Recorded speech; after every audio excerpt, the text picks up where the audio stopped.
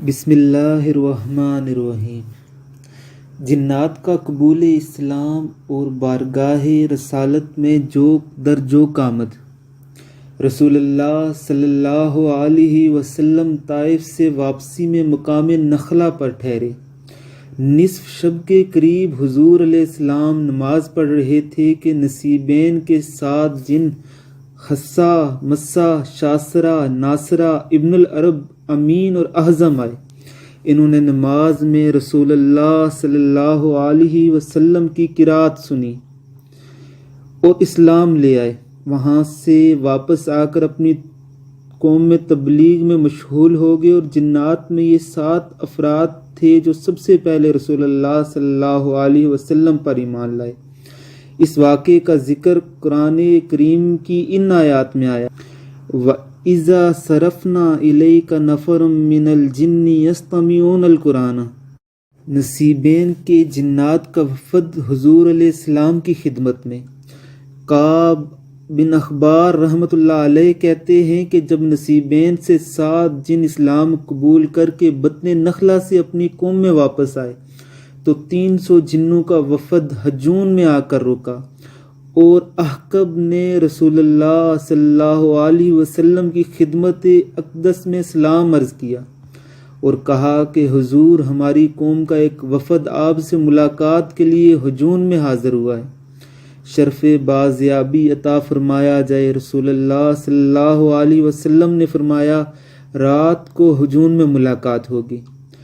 حضرت انس اپنے باپ سے روایت کرتے ہیں کہ فرمایا کہ رسول اللہ صلی اللہ علیہ وسلم کے پاس ایک وفد جنوں کا مکہ میں آیا تو رسول اللہ صلی اللہ علیہ وسلم نے فرمایا، میرے ساتھ صرف وہ شخص چلے جس کے دل میں ذرا بر آلودگی نہ ہو۔ حضرت عبداللہ بن مسعود رضی اللہ تعالی عنہ فرماتے ہیں کہ رسول اللہ صلی اللہ علیہ وسلم نے ایک برتن نبیذ سے بھرا ہوا لیا، یہاں تک کہ جب ہم حجون پہنچے تو رسول اللہ صلی اللہ علیہ وسلم نے مجھے ایک جگہ بٹھا کر میرے ارد گرد خط کھینچ دیا اور فرمایا، جب تک میں واپس نہ آؤں یہیں ٹھہرے رہو۔ اس کے بعد حضور علیہ السلام جنات کی طرف تشریف لے گئے۔ میں نے دیکھا جنات آپ کے پاس ہجوم کر رہے تھے۔ رسول اللہ صلی اللہ علیہ وسلم ان سے رات بھر باتیں کرتے رہے۔ صبح کے وقت حضور علیہ السلام میرے پاس تشریف لائے اور مجھ سے دریافت کیا کہ تم رات بھر کھڑے رہے؟ میں نے کہا، آپ نے مجھ سے یہ فرمایا تھا کہ میرے آنے تک یہیں ٹھہرنا۔ میں نے آپ سے پوچھا، یہ کون لوگ تھے؟ آپ صلی اللہ علیہ وسلم نے فرمایا، نہیں، یہ نصیبین کے جن تھے، بہت سے معاملات میں ان میں باہم خصومت تھی، یہ میرے پاس فیصلہ کرانے کے لیے آئے تھے۔ پھر آپ نے مجھ سے پوچھا کہ تمہارے پاس وضو کا پانی ہے؟ میں نے عرض کیا کہ نبیذ ہے۔ فرمایا، کھجور بھی پاک ہے اور پانی بھی پاک ہے۔ پھر آپ صلی اللہ علیہ وسلم نے وضو کی اور نماز پڑھنے کھڑے ہو گئے۔ اتنے بھی جنات کے 2 آدمی آپ کے پاس آئے اور انہوں نے کہا، یا رسول اللہ، ہم اس امر کو دوست رکھتے ہیں کہ نماز میں آپ ہماری امامت کریں۔ حضور سرور عالم صلی اللہ علیہ وسلم نے ان کی امامت کی۔ اس نماز میں آپ صلی اللہ علیہ وسلم نے تبارک الذی اور سورہ جن پڑھی۔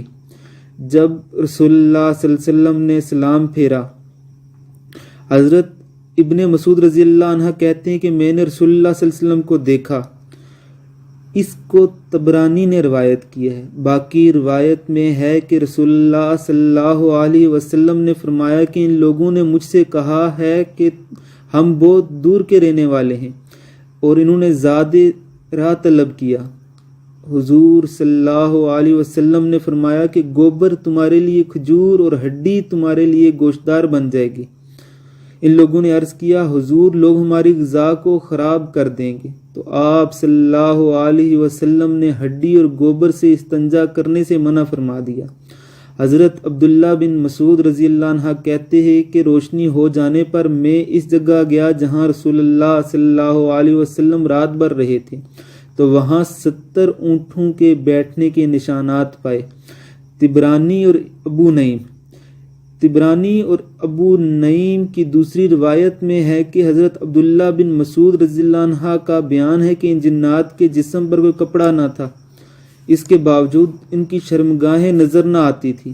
یہ لوگ دبلے پتلے مگر لمبے قد کے تھے۔ یہ لوگ رسول اللہ صلی اللہ علیہ وسلم کے ارد گرد اس طرح جمع تھے گویا وہ حضور صلی اللہ علیہ وسلم پر سوار ہونا چاہتے ہیں۔ رسول اللہ صلی اللہ علیہ وسلم ان کے سامنے قرآن پڑھتے رہے۔ دوسرا واقعہ کہ حضرت علقمہ رضی اللہ عنہ نے حضرت عبداللہ بن مسعود رضی اللہ تعالی عنہ سے دریافت کیا کہ تم لوگوں میں سے کوئی شخص لیلۃ الجن میں حضور سرور عالم صلی اللہ علیہ وسلم کی صحبت میں رہا تھا؟ حضرت ابن مسعود رضی اللہ عنہ نے کہا نہیں، لیکن ایک رات مکہ معظمہ میں حضور صلی اللہ علیہ وسلم کسی کو اطلاع کیے بغیر مکہ سے باہر تشریف لے گئے۔ ہم لوگ ساری رات پریشان رہے۔ صبح ہوئی تو حضور علیہ السلام کو حرا کی طرف سے آتے دیکھا۔ صحابہ کرام کی پریشانی کو دیکھ کر آپ نے فرمایا میرے پاس جنات کا ایک قاصد آیا تھا، میں نے ان کے پاس جا کر قرآن پڑھ کر سنایا۔ اس کے بعد حضور صلی اللہ علیہ وسلم نے ہمیں جنات کے قدموں کے نشانات اور جنات کی جلائی ہوئی آگ دکھائی، یعنی کہ اس کے آثار دکھائے۔ اسے ترمذی میں روایت کیا گیا ہے۔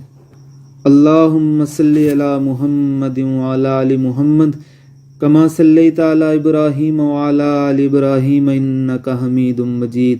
اللہم بارک علی محمد وعلی آل محمد کما بارکت علی ابراہیم وعلی آل ابراہیم انک حمید مجید۔